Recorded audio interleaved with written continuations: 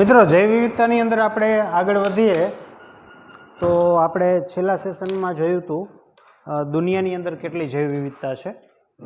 તો એની અંદર જે પણ આંકડાકીય માહિતીઓ હતી કે IUCNના રિપોર્ટ મુજબ 1.5 મિલિયનથી સહેજ વધારે છે. વનસ્પતિ પ્લસ પ્રાણીની જ વાત હતી. બીજું ધ્યાન રાખવા જેવું હતું કે કોઈ પણ વિસ્તારની અંદર ખરેખર કેવી રીતે કોઈ સજીવની જાતિઓનો અંદાજ લગાવવામાં આવે છે. તો એમાં આપણે જોયું હતું કે વનસ્પતિ પ્રાણી અને કીટકો જે છે એની કોઈ ચોક્કસ વિસ્તારમાં ગણતરી કરે, પછી એનો એક સાપેક્ષ રેશિયો કાઢે અને આ રેશિયો છે એ બીજે એપ્લાય કરે, બરાબર. પછી રોબર્ટ મે છે એના મતાનુસાર કેટલી જાતિઓ હોવાની સંભાવના છે, અન્ય વૈજ્ઞાનિકોના મતાનુસાર 20 થી 50 મિલિયન જાતિઓ હોવાની સંભાવના છે.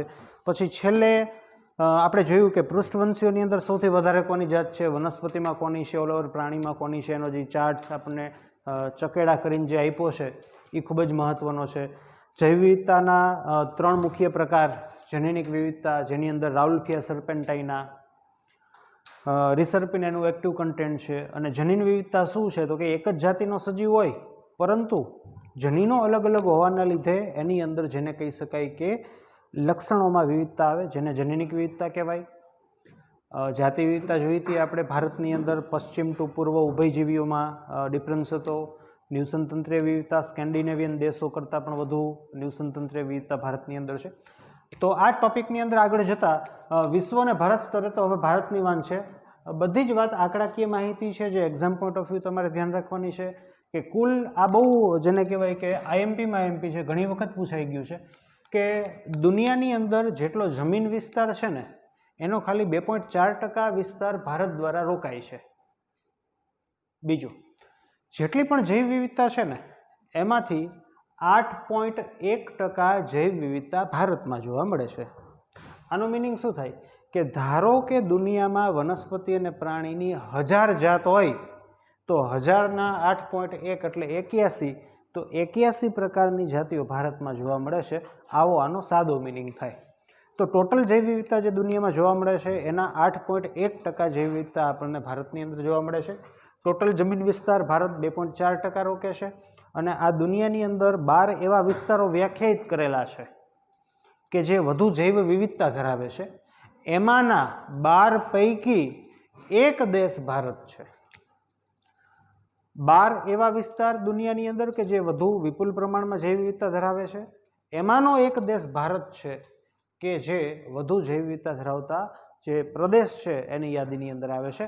આગળ જોઈએ તો ભારત જે છે એની અંદર 45,000 જેટલી વનસ્પતિની જાતિઓની ઓળખ થઈ ચૂકી છે ઘણી બધી, પણ શોધાયેલી જાતિની વાત છે.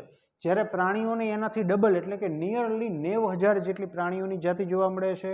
અને જે આપણે રોબર્ટ મેનો જે મત છે કે દુનિયાની અંદર હજી તો ઘણી બધી જાતિઓ શોધવાનું બાકી છે, તો ભારતની અંદર જો જોવા જઈએ તો રોબર્ટ મેના મતાનુસાર 1 લાખથી પણ વધુ વનસ્પતિની જાતિઓ શોધવાની બાકી છે, જ્યારે 3 લાખથી પણ વધુ પ્રકારના પ્રાણીઓની જાતિઓ ગોતવાની બાકી છે. મિત્રો, પ્રાણી ઉપરથી ફરીથી યાદ આવ્યું, ધ્યાન રાખજો કે ઓલ ઓવર જેટલી પણ જાતિ છે એમાંની 70% જાતિઓ પ્રાણીની છે, નિયરલી 22% વનસ્પતિની છે. પ્રાણીની અંદર જો ચર્ચા કરીએ તો પ્રાણીમાં પણ 70% જાતિઓ કીટકની છે, એટલે કે દર 10 પ્રાણીએ 7 કીટક પ્રકારના પ્રાણી થાય. રેડી? ચાલો, તો આ વાત થઈ ભારતની અંદર. આ આંકડાકીય માહિતીઓ એક્ઝામ પોઈન્ટ ઓફ વ્યૂ યાદ રાખવાની છે. આપણે જે પણ ચર્ચા કરીએ છીએ તે મહદઅંશે વનસ્પતિ પ્રાણીની ચર્ચા થાય છે. તમને એમ થાય કે સજીવમાં તો આદિકોષ કેન્દ્રીય આવે, એનું શું? તો ખાસ નોંધ લેજો, જે પણ આ ચર્ચા કરી કે આની પાછળના લેક્ચરમાં ચર્ચા કરી કે જે પણ IUCNનો 2004ના મત મુજબનો જે પણ રિપોર્ટ છે, આ રિપોર્ટ વનસ્પતિ પ્રાણીની જાતિઓ દર્શાવે છે. આદિકોષ કેન્દ્રીય સજીવ એટલે કે બેક્ટેરિયાની વાત થતી નથી. તો બેક્ટેરિયા જે છે આદિકોષ કેન્દ્રીય સજીવો છે, જે એકકોષીય સજીવો છે, એની અંદર જૈવ વિવિધતા શોધવી આની કમ્પેરિઝનમાં, આની એટલે કે વનસ્પતિ અને પ્રાણીની કમ્પેરિઝનમાં ડિફિકલ્ટ છે અથવા તો અલગ રીતે શોધવી પડે. આમાં વનસ્પતિ અને પ્રાણીમાં શું છે કે બાહ્ય લક્ષણોને આધારે પણ આપણે અલગ અલગ જાતિ છે એવું આપણે કહી શકીએ. પણ આજે હું તમને સાદું એક્ઝામ્પલ આપું કે હ્યુમન પેપિલોમા વાયરસ કે ઇસ્ચેરિસિયા કોલાઈ બેક્ટેરિયા, તો આને અહીં કેટલાય પ્રકાર પડે છે, કેટલી જાતો છે, ઇસ્ચેરેસિયાની કેટલી જાતિઓ છે. પ્લસ આ એકકોષીય બેક્ટેરિયાની અંદર શું છે કે મોટે ભાગે તમને કાંઈ જો એક તો એને મોઢું હોતું નથી કે મોઢા અલગ અલગ હોય કે એની હાઇટ અલગ અલગ હોય, ઊંચાઈ, જાડાઈ કે વર્તન, એ બધા તો એક કોષ એવા જ દેખાય છે. એટલે આ લોકોનું વર્ગીકરણ કરતાં ખાસ એને જાતિ ડિફરન્ટ છે કે નહીં, મીન્સ કે જૈવ વિવિધતા ચકાસવી, એ આપણે બાહ્ય લક્ષણોને આધારે ઇઝીલી આની જેમ નથી કરી શકતા. એટલે આવા કિસ્સામાં આપણે જૈવ રાસાયણિક અથવા આણ્વીય માપદંડો લેવા પડે. ચાલો હું તમને જૈવ રાસાયણિક માપદંડ એટલે કહું તો કે જે બેક્ટેરિયાની અંદર ફલાણા પ્રકારનો રસાયણ ઉત્પન્ન થતું હોય એ બધી જાત આવી. અથવા આણ્વીય માપદંડ લેવા પડે કે આની કોષ દિવાલ જાડી છે, આની પાતળી છે, જેમ કે ગ્રામ પોઝિટિવ નેગેટિવ છે તો એ એક પ્રકારનું આણ્વીય લેવલનું માપદંડ છે. એટલે એમાં આપણે આવું તપાસવું પડે. અથવા જનીનિક લેવલનું ખાસ કે આજે આપણે ભણશું 12થમાં પણ કે ઘણા બધા સૂક્ષ્મજીવો છે ને એને ઓળખવા માટે હકીકતમાં બેસ્ટમાં બેસ્ટ રીત છે એના જનીનોની તપાસ. એની અમુક જનીનનો પોર્શન ડીએનએ જે છે એની સિક્વન્સ કે જે અલગ અલગ હોય છે, બાકી તમને બધું સરખું જ દેખાય, એનો શેપ દેખાય, નિયરલી કાર્ય લગભગ સરખા જેવું દેખાય, તમે માઇક્રોસ્કોપમાં એ બે જોવો તો પણ સરખા જેવા દેખાય. તો આદિકોષ કેન્દ્રી સજીવ બેક્ટેરિયા જે છે એની જૈવ વિવિધતા તપાસવા માટે આપણે આણ્વીય પ્રકારના માપદંડોને ધ્યાનમાં લેવા પડશે અથવા જૈવ રાસાયણિક પ્રકારના માપદંડને ધ્યાનમાં લેવા પડે. એના આધારે આપણે અલગ જાતિ છે કે નહીં અથવા તો જૈવ વિવિધતા છે એનું આપણે માપદંડ કાઢી શકીએ. ખાસ મેં તમને કીધું કે આણ્વીય માપદંડની અંદર ડીએનએ સિક્વન્સ છે ને એ જાતીય ચેન્જ થાય જનરલી, તો એ બેસ્ટમાં બેસ્ટ માપદંડ છે. ચાલો તો આગળ વધીએ. જૈવ વિવિધતાની ભાત એટલે કે જૈવ વિવિધતાની પેટર્ન શું છે, ગોઠવણી, ભાત, ચિત્ર. ચાલો જૈવ વિવિધતાની ભાત બે રીતે આપણે ભણવાની છે. નંબર 1 અક્ષાંશીય ઢોળાંશ, અક્ષાંશ ને રેખાંશ ને એવું બધું સમાજ વિદ્યામાં, ભૂગોળમાં ને એવું ધોરણ 10માં 11 આપણે 9માં 8માં ને એવું ભણ્યા હોય.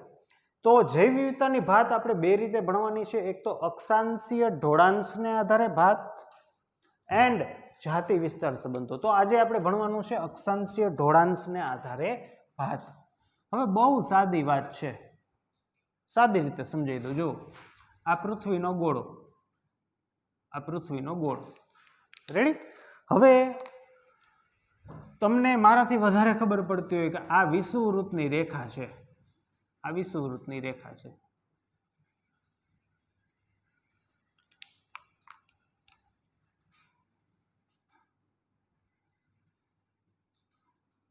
વિષુવવૃત્તની રેખા. તો જૈવ વિવિધતાની એક પેટર્ન છે કે તમે વિષુવવૃત્તથી આ બાજુ ધ્રુવ તરફ, આ ધ્રુવ વિસ્તાર, આ પણ ધ્રુવ વિસ્તાર, સપોઝ કે આ ઉત્તર ધ્રુવ તો આ દક્ષિણ ધ્રુવ. તો જૈવ વિવિધતાની એક પેટર્ન છે કે વિષુવવૃત્તથી ધ્રુવ તરફ જતા જૈવ વિવિધતામાં ઘટાડો જોવા મળે છે. એટલે કે વિષુવવૃત્ત સ્થાન પર રહેલું જો કોઈ સ્થળ હોય અને બીજું આ ધ્રુવની નજીક જો કોઈ સ્થળ હોય તો વધુ જૈવ વિવિધતા વિષુવવૃત્તની નજીક જે સ્થળ જોવા મળે છે એમાં જોવા મળે. એટલે કે મિત્રો આ જગ્યાએ કોઈ વિસ્તાર છે ને તો અહીંયા પ્રાણીઓની વધારે જાત જોવા મળે, વનસ્પતિઓની વધારે જાત જોવા મળે કમ્પેર ટુ જેમ ઉપર જઈએ તેમ. એટલે કે વિષુવવૃત્તથી જેમ જેમ આપણે ઉપર જાય ને એમ જૈવ વિવિધતામાં શું થાય છે, ઘટાડો થાય છે. આ એક પેટર્ન છે, ભાત છે. પહેલા તો શું આ શબ્દ સાંભળીને ખબર ન પડે આ શું ભાત એટલે શું, કેવા પ્રકારની પેટર્ન. તો હું આવું સમજાવું છું કે વિષુવવૃત્તથી જેમ આપણે ધ્રુવ તરફ જઈએ તેમ જૈવ વિવિધતામાં ઘટાડો થતો જાય છે. તો આ એક પેટર્ન છે. તો મેક્સિમમ જૈવ વિવિધતા આપણને ક્યાં જોવા મળે છે, વિષુવવૃત્ત કે તેની આસપાસના વિસ્તારમાં. અચ્છા આવું કેમ? હવે વિષુવવૃત્તની આસપાસનો આ વિસ્તાર એટલે ઉષ્ણકટિબંધીય વિસ્તાર થાય એવું કદાચ તમે ભૂગોળમાં ભણ્યા હોય, ધ્યાન આપજો. હવે આવું કેમ કે જેમ આપણે દૂર ખસીએ ને તેમ જૈવ વિવિધતા ઘટતી જાય. અને તમને ખબર પણ હોય કે ધ્રુવ બાજુ જે છે ને અહીંયા બધો બરફ જામેલા બધાય. હવે અહીંયા જે પ્રકારની વનસ્પતિઓ જોવા મળે ને પ્રાણી જોવા મળે એની સાપેક્ષે આ જે રિજિયન છે, વિસ્તાર છે, એ વધુ પ્રમાણમાં જોવા મળે. ચાલો જોવો, આનું બેસ્ટ એક્ઝામ્પલ આપ્યું છે. આ એક ભાત છે, ઢોળાંશ છે કે વિષુવવૃત્તથી ઉપર બાજુ જઈએ ને, વિષુવવૃત્તથી ધ્રુવ તરફ જતા જૈવ વિવિધતામાં ઘટાડો થાય છે. એનું પહેલા તો એક એક્ઝામ્પલ આપ્યું. ચાલો શું તો કે કોલંબિયા પ્રદેશનું નામ. કોલંબિયા છે ને અહીંયા વિષુવવૃત્તની નજીક આવે. અહીંયા આવે કોલંબિયા વિષુવવૃત્તની નજીક. તો ત્યાં પક્ષીઓની 1400 પ્રકારની જાતો જોવા મળે છે. રેડી? પછી શું કહે છે કવિ? તો કે ન્યુયોર્ક, અમેરિકાની ચર્ચા કરીએ તો ન્યુયોર્ક છે જે અહીંયા આવે.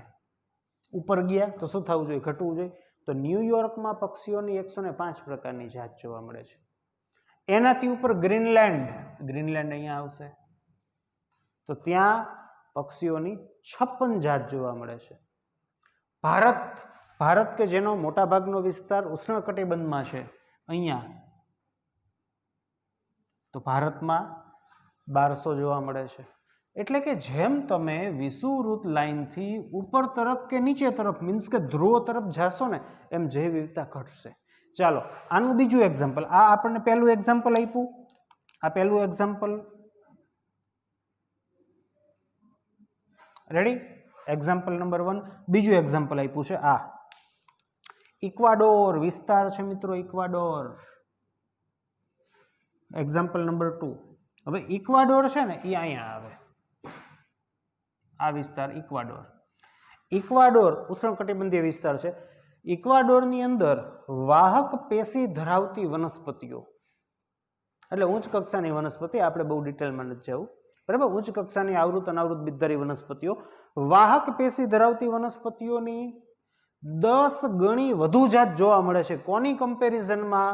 તો કે કમ્પેર ટુ મધ્ય પશ્ચિમ યુએસના સમશીતોષ્ણ કટિબંધના વિસ્તારો. તો આ જગ્યાએ મધ્ય પશ્ચિમ યુએસના સમશીતોષ્ણ મીન્સ કે વન છે, જંગલો છે, એની સાપેક્ષે વિષુવવૃત્તની નજીક રહેલા ઇક્વાડોરમાં વાહક પેશી ધરાવતી વનસ્પતિઓની 10 ગણી વધુ જાત જોવા મળે છે. ધારો કે અહીંયા જાત જોવા મળતી હોય 40, તો અહીંયા કેટલી જોવા મળે? 40 ના 10 ગણા કેટલા થાય સાહેબ? બોલો તો. 400. તો અહીંયા 400 જોવા મળે, એવું થાય. એટલે વિષુવવૃત્તથી જેમ ધ્રુવ તરફ ખસીએ તેમ જૈવ વિવિધતામાં ઘટાડો થાય છે. ત્રીજું એક્ઝામ્પલ આપ્યું મિત્રો, ખૂબ જ જૂનું અને જાણીતું, જેની ચર્ચા હૈયે હાલતા આપણા હોય છે એવું ઉષ્ણકટિબંધીય વિસ્તારમાં આવેલું એમેઝોનનું જંગલ. એમેઝોન જંગલ. આ એમેઝોન જંગલ છે ને મિત્રો, એનો પહેલો નંબર આવે આમાં. આ જે 12 સૌથી વધુ જૈવ વિવિધતા ધરાવતા જે ક્ષેત્ર છે દુનિયામાં, એમાં સૌથી નંબર 1 જેને કહેવાય કે પહેલો નંબર, સૌથી વધુ પ્રમાણમાં જો જૈવ વિવિધતા જોવા મળતી હોય ને એ વિસ્તાર એમેઝોનના જંગલો છે. આપણે આ ચેપ્ટરમાં છેલ્લે આવશે અને અત્યારે ઘણું બધું રાજકારણ એમેઝોન પાછળ ખેલાઈ રહ્યું છે કે એમેઝોનના જંગલોમાં હાલતા આગ લાગી જાય, ફલાણું આ તે વગેરે વગેરે, એની પણ ચર્ચા કરશું. તો એમેઝોનનું જંગલ કે જે ઉષ્ણકટિબંધીય વિસ્તારમાં આવેલું છે, તમે જોઈ શકો મિત્રો, 40,000 વનસ્પતિની જાતિઓ છે, 3,000 મત્સ્યોની છે, 1300 પક્ષીઓની છે. જો આ પક્ષીઓની કમ્પેરિઝન જુઓ. રેડી? પછી 427 સસ્તનો, ઉભયજીવીઓ, 378 સરીસૃપો, અપૃષ્ઠવંશીઓની 1,25,000 થી વધુ. આ બહુ મહત્વનું સ્ટેટમેન્ટ કહે છે છેલ્લે કે કીટકો છે ને એની 20 લાખથી વધુ જાતિઓ તો એમેઝોનના જંગલોમાં શોધવાનું અને નામકરણ કરવાનું બાકી. શોધાઈ જાય પછી નામકરણ થાય ને. તો 20 લાખથી વધુ કીટકોની જાતિઓ શોધવાનું અને નામકરણ કરવાનું બાકી છે. એટલે એટલું બધું જેને કહેવાય કે ત્યાં જૈવ વિવિધતા છે. અને આ ટોપિક છે ને એમાં સરકારશ્રી એક લાઈન બહુ સારી લખી છે કે આને આપણે શોધીએ ને એની પહેલાં તો મિત્રો ઘણી બધી જાતિઓ લુપ્ત થઈ ગઈ હશે. એટલે એને એક બહુ સારો શબ્દ વાપરો કે એક લાઇબ્રેરી છે, એમાં ઘણા બધા પુસ્તકો છે, એમાં અમુક પુસ્તકો વાંચ્યા જ નથી, એની પહેલાં એ સળગી ગયા. એટલે કે આપણને જોવા જ નહીં મળે. અમુક જાતિઓ એવી છે કે આપણે એને શોધશું એની પહેલાં તો એ લુપ્ત થઈ જશે. ભાવાર્થ અહીંયા કવિનો એવો છે. ચાલો, ભણી રહ્યા છીએ જૈવ વિવિધતાની ભાત પેટર્ન. તો શું છે પેટર્ન? પેટર્ન એવી છે કે વિષુવવૃત્તથી ઉપર તરફ જઈએ કે નીચે તરફ, મીન્સ કે ધ્રુવ તરફ જઈએ તેમ જૈવ વિવિધતામાં ઘટાડો થાય છે. એની પાછળનું કારણ રજૂ કર્યું છે વૈજ્ઞાનિકોએ. જોજો મિત્રો કે એની પાછળનું કારણ શું, અથવા તો એનું એવું કારણ શું કામ છે કે ઉષ્ણકટિબંધીય વિસ્તાર, મીન્સ કે આનો આસપાસનો વિસ્તાર છે, અહીંયા જૈવ વિવિધતા વધુ છે, અને આમ સેજ દૂર બાજુ જઈએ સમશીતોષ્ણ વિસ્તાર છે એમાં જૈવ વિવિધતા ઓછી શું કામ છે. એના 3 મુખ્ય કારણ આપ્યા છે મિત્રો. જોજો, પહેલું કારણ છે કે સમશીતોષ્ણ વિસ્તાર છે ને એની અંદર હાલતા હિમપ્રપાત થાય.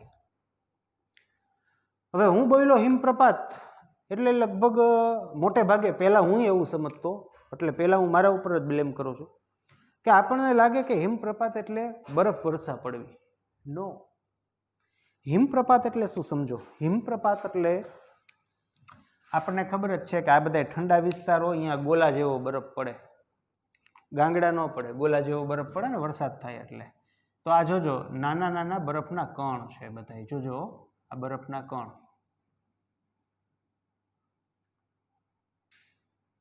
હિમપ્રપાત એટલે શું નહીં સમજાવું છું મિત્રો.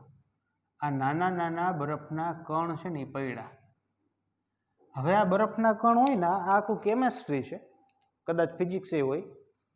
આ નાના નાના જે બરફના કણ છે ને એ એકબીજા સાથે જોડાઈને, જે આપણે છાશમાં બરફનો ગાંગડો ન નાખી એવા બરફમાં કન્વર્ટ થઈ જાય, અને હિમપ્રપાત કહેવાય.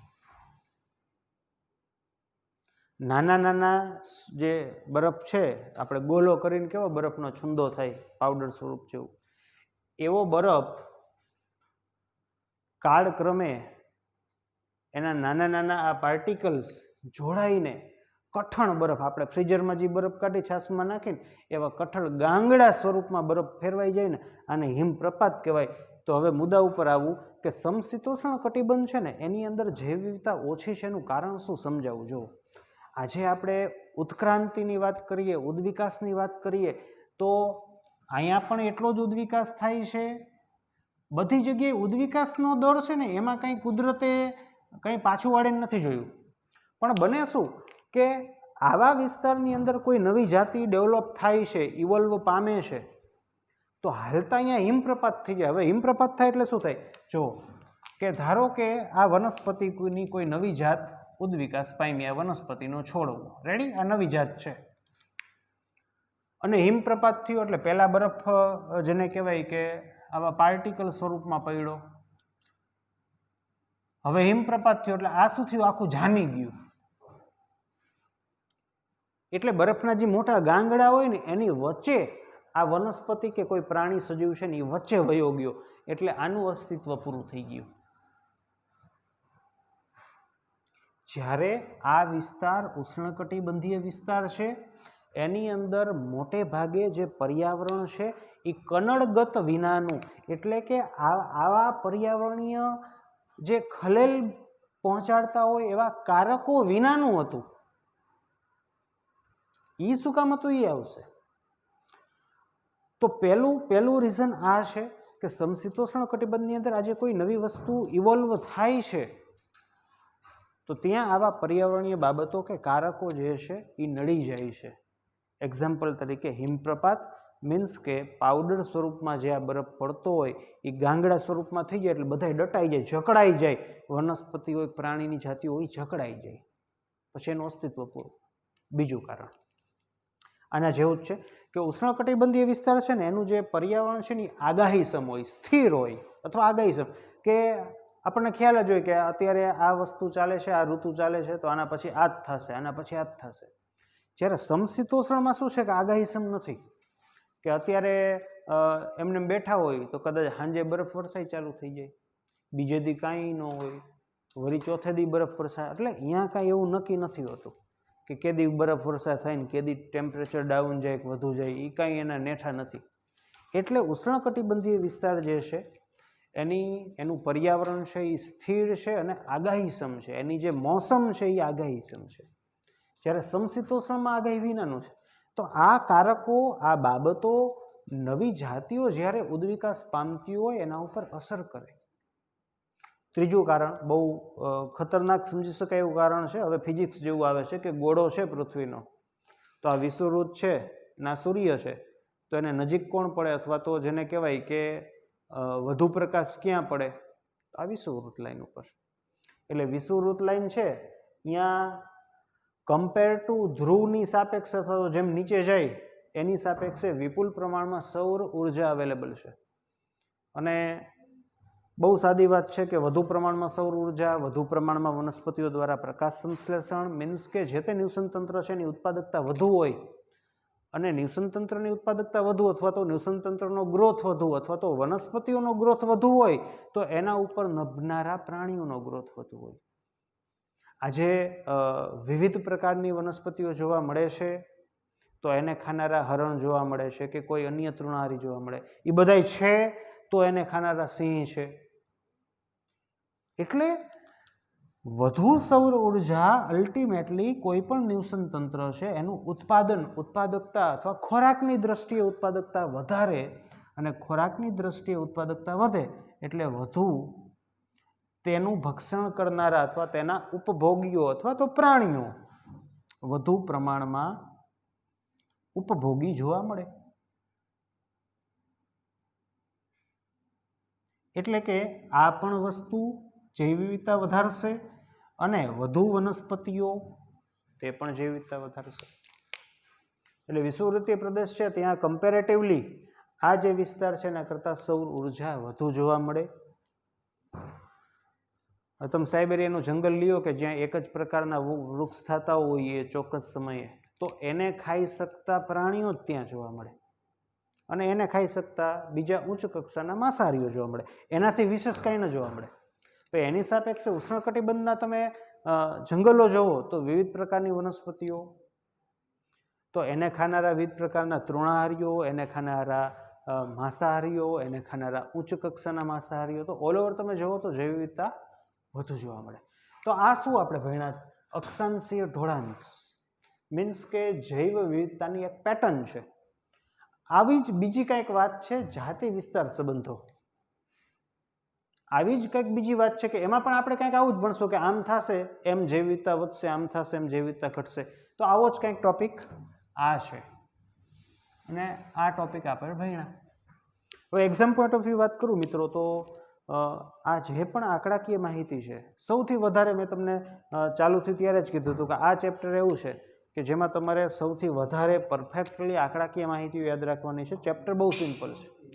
તો આ માહિતી ઉષ્ણકટિબંધ કોણ છે, એમેઝોન કેવા પ્રકારનું છે, ત્યાં શું છે, શું આ એના કારણો, આ બાબત, પછી આ બધું સમજવાનું છે કે આદિકોષ કેન્દ્રીય સજીવો જે છે એની અંદર આપણે જૈવ વિવિધતાનું માપદંડ આણ્વીય લેવલે ડીએનએ સિક્વન્સ છે કે અન્ય કોઈ પણ બાબત છે એના થ્રુ કરવું પડે, કંઈ એના મોઢા નથી જોઈ શકાતા. તો સમજવાનું છે પણ યાદ છે એનાથી વધુ રાખવાનું છે. તો અક્ષાંશીય ઢોળાંશ જોયું, આંકડાકીય માહિતી છે તૈયાર કરવાની જ છે, એના વિના છૂટકો નથી. આ ચેપ્ટર બહુ સિમ્પલ છે. આંકડાકીય માહિતી આવડે તો બોર્ડ હોય કે નીટની એક્ઝામ હોય 100% તમને ક્વેશ્ચન આવડે છે. ચાલો, તો મળીએ ફરીથી નેક્સ્ટ સેશનની અંદર જૈવ વિવિધતાની ભાત સાથે, જાતિ વિસ્તાર સંબંધોની સાથે.